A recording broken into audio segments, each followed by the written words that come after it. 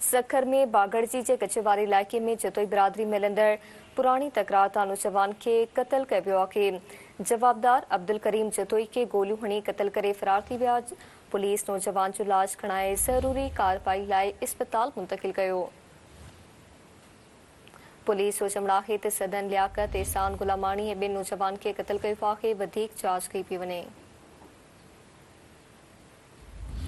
सखर में बागड़जी के कचेवारी इलाके में जतोई बिरादरी में हलंदड़ पुरानी तकरार तां नौजवान के कत्ल कयो वियो आहे। जवाबदार अब्दुल करीम जतोई के गोलियूं हणी कत्ल करे फरार थी विया। पुलिस नौजवान जो लाश खणाए ज़रूरी कार्रवाई लाइ इस्पताल मुंतकिल कयो। पुलिस जो चवणु आहे त सदन लियाकत एहसान ऐं ॿिनि नौजवान खे कत्ल कयो आहे। वधीक जांच कई पई वञे। तफ़सील मालूम कंदासीं सिंधी न्यूज़ रिपोर्टर मोरड़ो महर खां।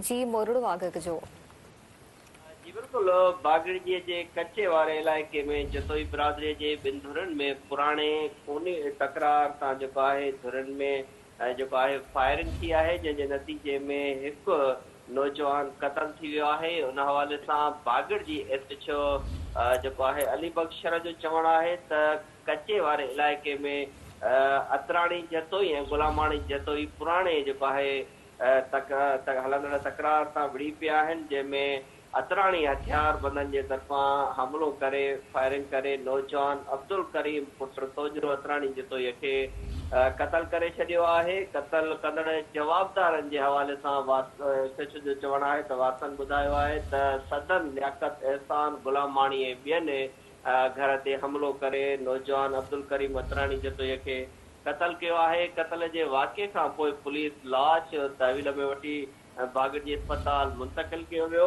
ऐं पुलिस जो चवणु आहे त पोस्टमार्टम करण खां पोइ लाश वारसनि हवाले कयो वेंदो, जॾहिं त वारसनि जे तरफ़ां एसएसपी सखर अज़हर मुग़ल खां इहो मुतालबो कयो आहे त फौरी तौर ते जेके हथियारबंद आहिनि, कातिल आहिनि, उन्हनि खे गिरफ़्तार कयो वञे, न त हू जेको आहे पंहिंजे नौजवान क़त्ल थी वियल अब्दुल करीम अतराणी जतोईअ जो लाश जेको आहे न दफ़नाईंदा, पहिरियां कातिल गिरफ़्तार कया वञनि। जी ठीक आहे, महिरबानी अवां जी मोरड़ो आगह करण लाइ।